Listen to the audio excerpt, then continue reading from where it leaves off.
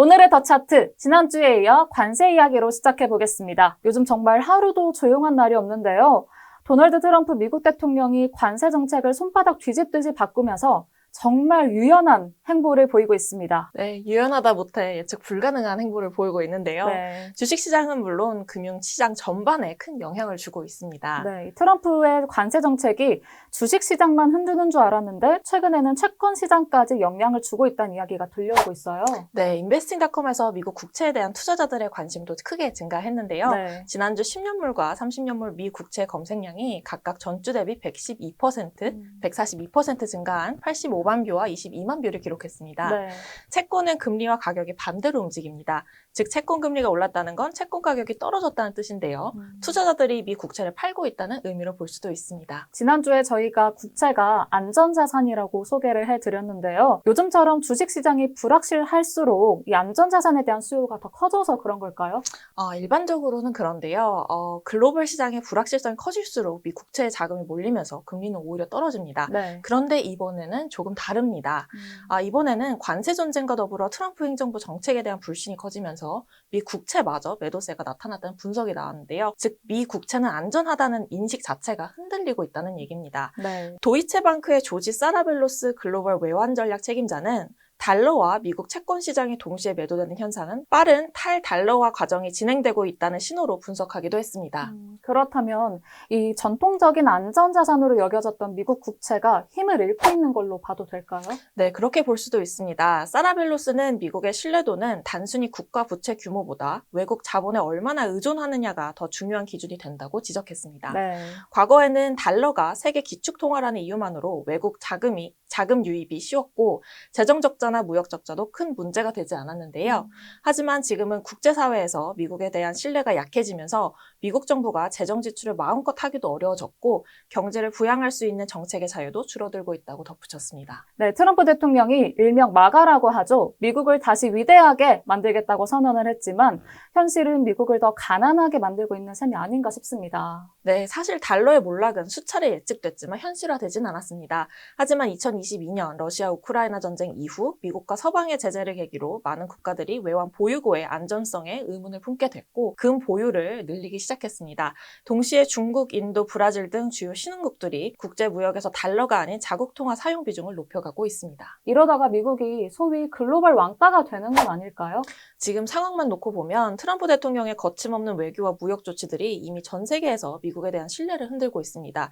특히 이번처럼 100년 만에 가장 높은 수준의 관세를 부과했다가 갑작스럽게 정책을 완화하려는 혼란스러운 행보는 단순한 일회성 해프닝이 아니라 미국과 세계의 지속 가능한 단절을 예고하는 신호일 수도 있을 것 같습니다. 앞으로 달러 약세와 글로벌 자본 흐름 변화는 예측하기 힘든 결과를 낳을 수도 있겠습니다. 다시 관세 이야기로 돌아가서요. 트럼프 대통령의 관세 정책이 또 바뀌었습니다. 자고 일어나며 정책이 달라져서 정신이 없을 정도인데요. 이번엔 어떤 내용일까요? 지난주에 저희가 트럼프 대통령이 상호 관세를 부과하게 되면 삼성과 애플의 스마트폰 가격이 오를 수도 있다고 전해드렸었는데요. 맞아요. 최근 트럼프가 스마트폰, 노트북 등 전자제품은 상호 관세 대상에서 제외한다고 발표하면서 일단락되기는 했지만 지난 13일에는 전자제품이 관세 면제된 게 아니라 다른 관세 범주로 옮기는 것이라고 밝혀 여전히 불확실성을 키워나갔습니다. 네.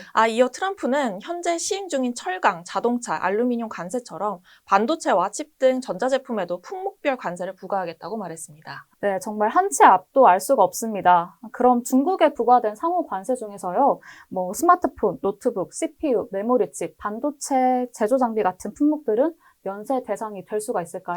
네, 최근 트럼프 대통령이 상호 관세 대신 품목별 관세를 부과하겠다고 밝힌 만큼 지난 9일 발표했던 중국에 대한 145%의 고율 관세보다는 낮은 수준이 될 가능성도 있는데요. 트럼프가 조만간 발표한다고 하니 기다려봐야겠습니다. 네. 다만 현지 시간 14일 트럼프는 애플의 아이폰 등 스마트폰에 대한 관세에 대해 나는 매우 유연한 사람이다며 팀 쿡 애플 CEO와 논의 중이라고 말했는데요. 네. 잘 알려진 대로 애플은 아이폰의 90% 이상을 중국에서 제조하고 있습니다. 네.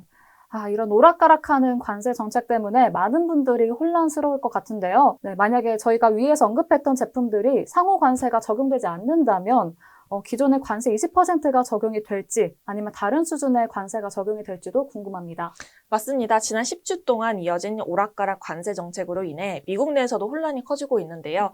틱톡과 웨이보 같은 SNS에서는 트럼프 대통령의 일반적인 정책을 풍자하는 밈들이 퍼지고 있습니다. 어떤 게 있을까요? 네, 한 틱톡 영상에서는 AI로 미국인들이 공장에서 재봉틀을 돌리며 휴대폰을 조립하는 모습이 있었고, 또 다른 영상에서는 트럼프, 일론 머스크, JD 벤츠 부통령이 재봉틀에 앉아서 나이키 운동화를 직접 만들고 있는 그런 장면도 있었습니다. 네. 심지어 트럼프 대통령이 남극 인근 외딴섬에서도 상호 관세를 부과한 사실이 알려지면서 펭귄 밈도 유행하고 있었는데요. 네.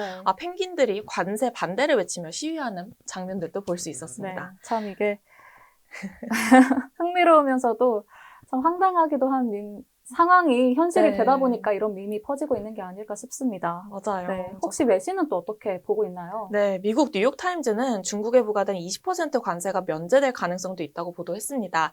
하지만 외신 보도마다 해석이 엇갈리고 있고, 백악관 역시 아직 공식 입장을 내놓지 않고 있습니다. 네, 이번 관세 논란은 정말 역대급인 것 같습니다. 반면 중국은 지난 11일 미국산 제품에 125% 관세를 부과하겠다고 밝혔고, 이후에는 추가 인상은 없다고 선을 그은 상태인데요. 어떤 배경이 있는 걸까요? 중국도 미국과 마찬가지로 관세를 주고받으며 팽팽히 맞서고 있는 상황입니다. 중국 관세세칙위원회는 미국이 부과한 고율 관세는 국제무역 규칙을 위반하는 것이며, 이는 전적으로 일반적인 괴롭힘과 강압의 행위라고 반발했습니다. 네. 그러면서 미국이 다시 관세를 인상하더라도 중국은 맞불로 추가 인상하는 치킨 게임은 하지 않겠다고 밝혔습니다. 대신 미국을 겨냥한 더 전략적인 조치를 택했는데요. 바로 희토류 광물과 자석에 대한 대미 수출 전면 중단입니다. 현재 미국 내 희토류 광산은 단 한 곳뿐이고 전체 희토류 수입의 약 75%를 중국에 의존하고 있는 것으로 알려졌습니다. 이번 조치로 미국은 핵심 소재 공급망에 차질을 빚을 가능성이 커졌습니다. 네.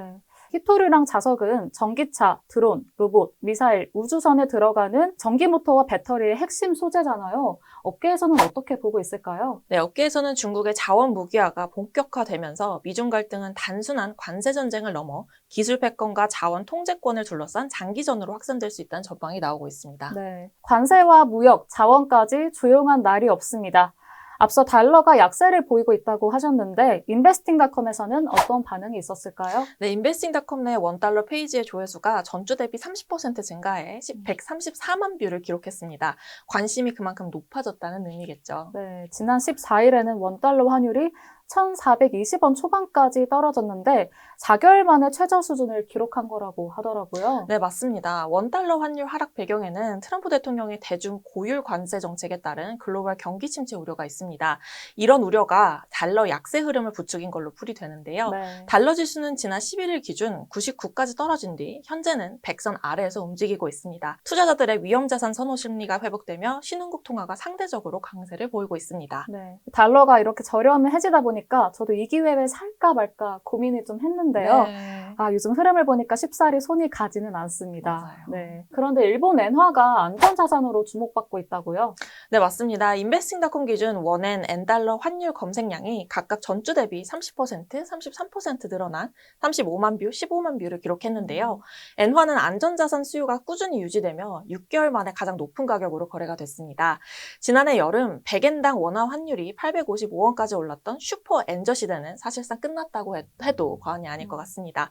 전문가들은 트럼프 대통령의 관세 정책이 불러온 경기 침체 우려로 인해 안전자산 선호 현상이 강해지고 있고 엔화 강세의 원화 가치는 100엔당 1,000원 선도 무너질 수 있다고 보고 있습니다. 네. 관세도 혼란스러운데 환율까지 요동치니까 투자자 입장에서는 참 정신이 없을 것 같습니다. 마지막으로 인베스팅닷컴에서 많이 검색된 키워드는 뭐가 있을까요? 마지막 키워드는 바로 홍콩 대표지수 항생지수입니다. 항생지수요? 네, 검색량이 전주 대비 무려 140% 늘어난 13만 4천 뷰를 기록했습니다. 네, 지난번엔 유럽 증시가 주목을 받았었는데 요즘에는 아시아 증시가 다시 또 떠오르고 있는 것 같은데요. 항생지수가 관심을 받은 이유가 뭘까요? 앞서 언급한 내용이죠. 미국이 전자제품에 한해서 중국이 상호 관세를 내지 않아도 된다고 밝히면서 하락세였던 증시가 지난주에 반등했습니다. 특히 미국 수출 의존도가 높은 중국 기업들이 민감하게 반응했는데요. 대표적으로 레노버는 5.4% 상승했고 알리바바와 바이두도 각각 4에서 5% 10%대 상승률을 보였습니다. 앞으로도 이 기업들의 주가가 더 오를 수 있을까요? 시장이 불안정할 때는 어느 시점에 어떤 종목을 매수해야 할지 예측하기 어려운데요. 이럴 땐 재무 건전성이 뛰어난 기업을 중심으로 투자하는 것이 바람직한 전략일 것 같습니다. 인베스팅닷컴의 인베스팅 프로를 이용하면 각 기업의 적정 주가도 확인할 수 있는데요. 네. 레노버의 적정 주가는 11.64 홍콩달러, 알리바바는 162.54 홍콩달러, 바이두는 126.95 홍콩달러로 분석이 됐습니다. 네, 그럼 지금 시점에서 홍콩 주식에 투자를 해도 괜찮을까요? 네, 항생지수는 최근 미국의 전자제품 관세 유예 발표와 중국의 예상보다 강한 경제 지표 영향으로 4주 만에 반등을 했는데요. 다만 미중 무역 갈등이 여전히 현재 진행형인 만큼 네. 시장 변동성은 이어질 것으로 보입니다.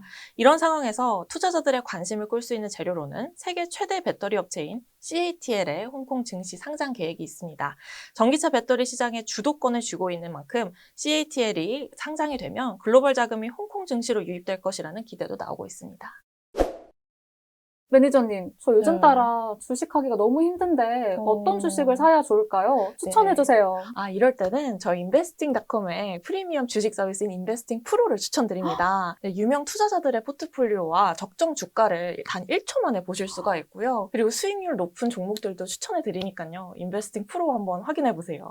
이번 영상 고정 댓글을 보시면요. 스페셜 할인 쿠폰 링크도 달아뒀으니까요. 많은 관심 부탁드리겠습니다. 그럼 저희는 다음 주에도 새로운 키워드와 인사이트로 여러분들 찾아뵐 테니까요. 잊지 말고 또 찾아와 주세요. 그럼 초대꾸알! 좋아요, 댓글, 구독, 알림 설정까지. 감사합니다. 감사합니다.